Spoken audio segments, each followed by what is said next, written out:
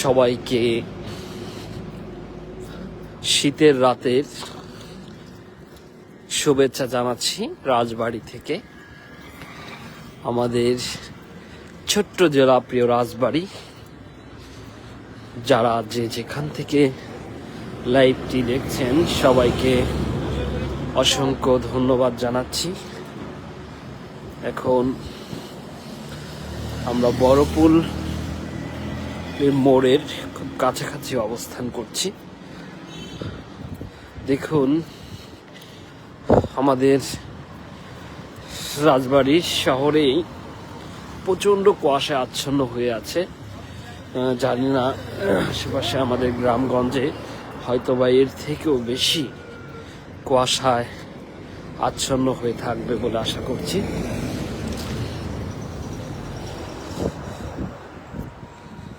ভাবলাম আপনাদের সাথে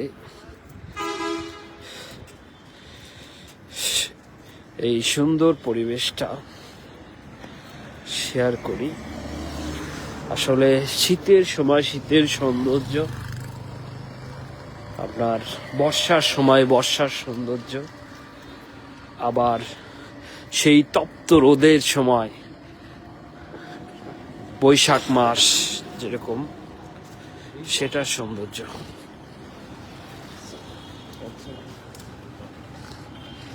এখন বড়পুল ঠিক মোড়ে চলে এসেছি। যারা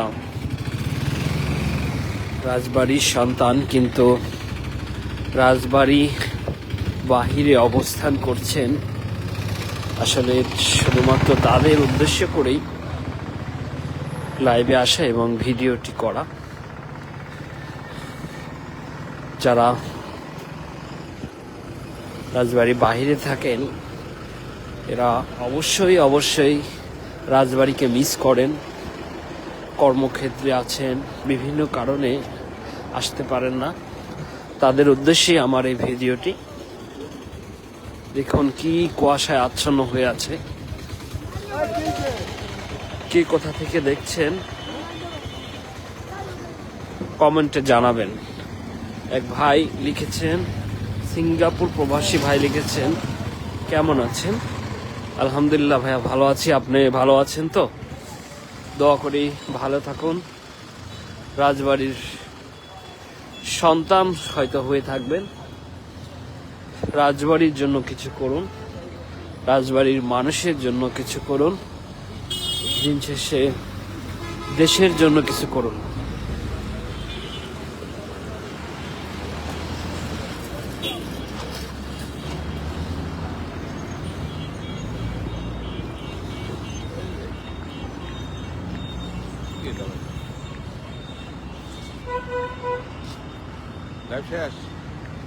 না, হ্যাঁ, একটা কমেন্টে রিপ্লাই দিতাম।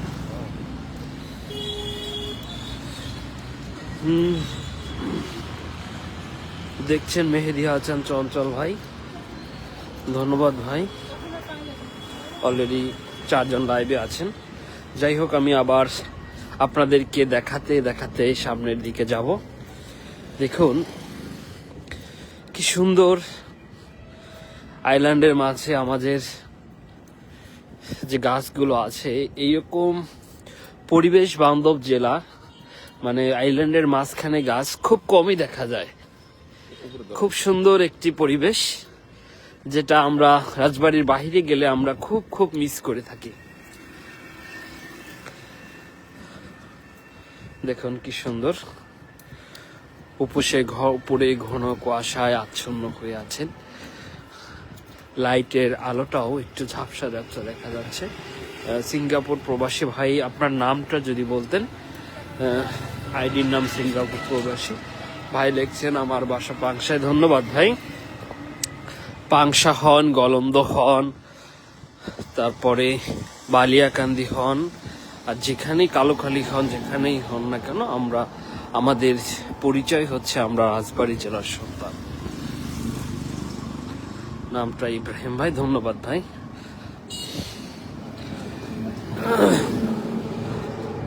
দেশে আসেন না কতদিন? ভালো থাকবেন, খুব সাবধানে কাজ করবেন। এখন অলরেডি আমি রাজবাড়ী আদর্শ মহিলা কলেজের সামনে এসেছি। সামনে যতদূর যায় আপনাদেরকে দেখানোর চেষ্টা করব। এটি রাবিয়া পরিবহন, রাজবাড়ির খুবই পরিচিত একটি পরিবহন। দেখুন কি সুন্দর, এই যে গাছটা লাগে, গাছটা দেখুন, এখানে আসলেও কি সুন্দর দেখা যায় গাছটি।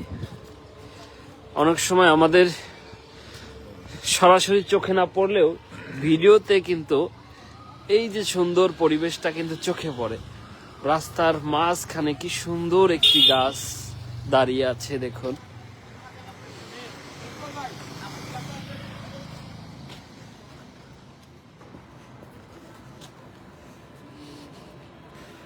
অনেক কিছুই আমরা সরাসরি দেখি, তারপরেও সেগুলো যদি ভিডিওর মাধ্যমে উপস্থাপন করা যায় সেটি সৌন্দর্য আরো ফুটে ওঠে।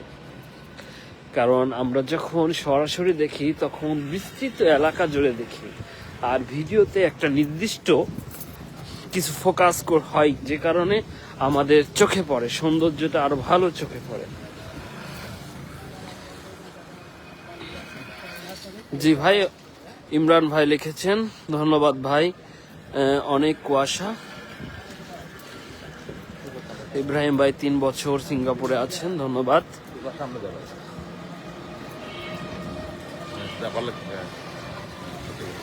দেখুন, ধন্যবাদ ভাই। ইমরান মীর লিখেছেন, রাতের রাজবাড়ী শহর অনেক অনেক সুন্দর লিখছে। অসংখ্য ধন্যবাদ ভাই। এটি আমাদেরই জেলা, আমাদেরই এই সৌন্দর্য কাজে সহায়তা করা উচিত বলে মনে করছি। দেখুন, এই যে এখানে একটি আয়ুব হিলটপ নামে একজন প্রবাসী ভাই, উনিও কিন্তু প্রবাসী। আয়ুব ভাই আমাদের রাজবাড়ী সদর উপজেলার বাণীবহ ইউনিয়নে অবস্থিত। তার বাড়িটা হচ্ছে ওখানে। দেখুন কি সুন্দর একটি ইন্টারন্যাশনালি, যে আন্তর্জাতিক মানের একটি সুপার শপ তৈরি করেছেন। আপনারা আসবেন, আমাদের রাজবাড়িতে দিন দিন অনেক কিছুই হচ্ছে।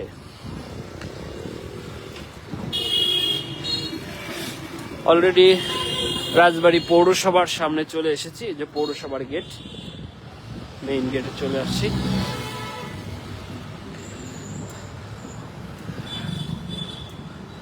এমডি ইমরান মীর লিখেছেন, আমি রাজবাড়ী সূর্যনগর থেকে দেখছি, প্রাণের শহর রাজবাড়ী। ধন্যবাদ ভাই। আমার আপনার সবার প্রাণের শহর হচ্ছে আমাদের রাজবাড়ী জেলা।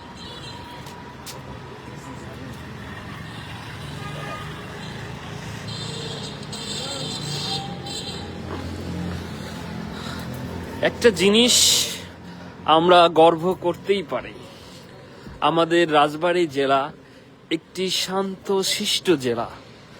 অন্যান্য জেলার তুলনায় আমাদের রাজবাড়ী জেলার সবসময় যে কোনো পরিস্থিতিতেই কিন্তু অনেক ভালো থাকে, যে জন্য আমরা উপরওয়ালার কাছে শুকরিয়া আদায় করতেই পারি।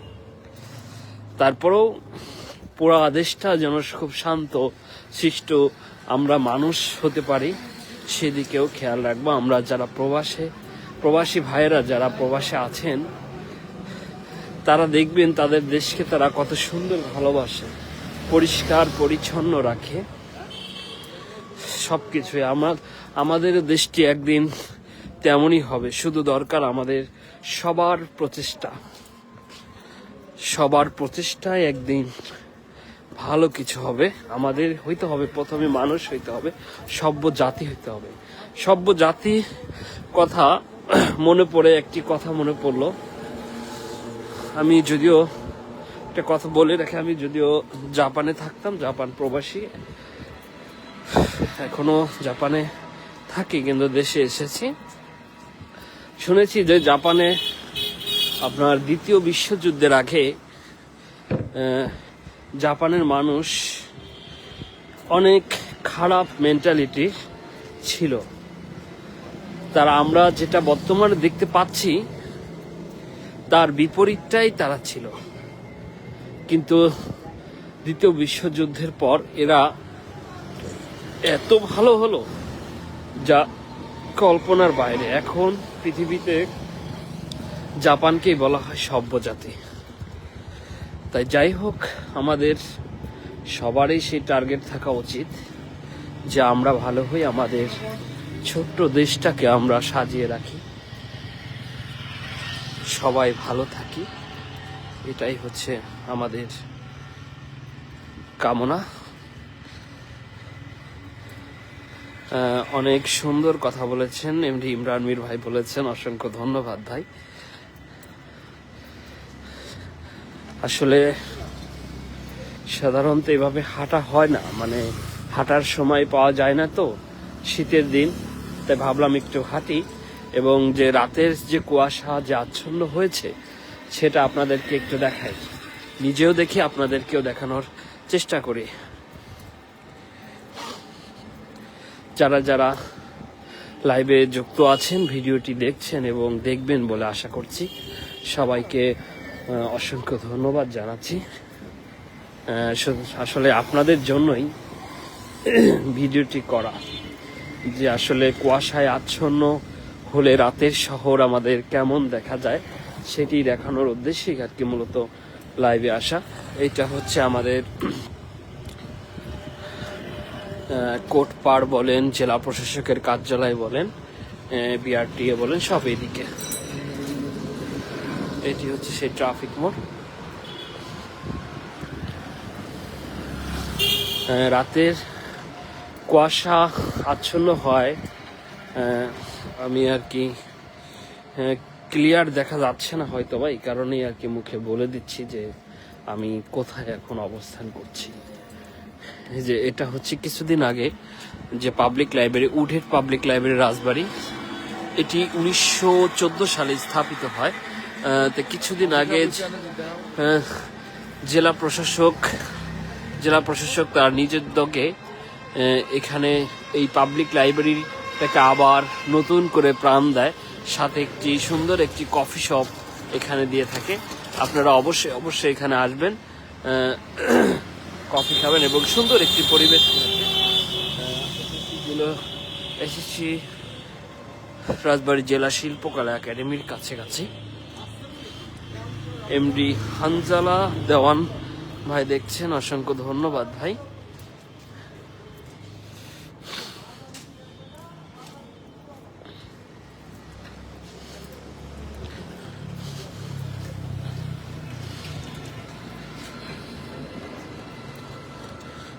অনেকেই দেখছেন আবার চলে যাচ্ছেন।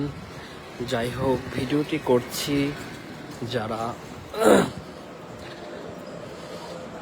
দেশের বাহিরে থাকেন অথবা রাজবাড়ির বাহিরে থাকেন, রাজবাড়িকে অনেক মিস করেন, মূলত তাদের উদ্দেশ্যে আমার ভিডিওটি করা। যারা লাইভ দেখছেন সবাইকে অসংখ্য ধন্যবাদ জানাচ্ছি। আমি অলরেডি পান্না চত্বর চলে এসেছে, টাউন মক্তব সংলগ্ন যে পান্না চত্বর, সেখানে এসেছি। দেখুন ফাস্টফুড গুলো দেখা যায়। হ্যাঁ, কি সুন্দর। স্যার কি কিছু বলবেন নাকি?